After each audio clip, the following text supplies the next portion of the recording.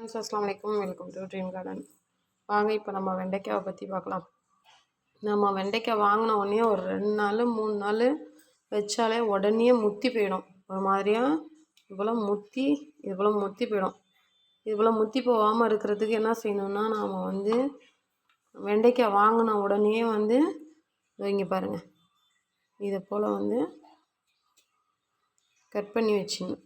இது போல் கட் பண்ணி வச்சு நீங்கள் ஃப்ரிட்ஜில் வச்சிங்கன்னு வச்சுக்கோங்களேன், ஒரு வாரம்ல வீணாக போகாது, 10 நாள் வரைக்கும் தாங்கியிருக்கும். இது போல் ஒரு தடவை செஞ்சு பாருங்கள்.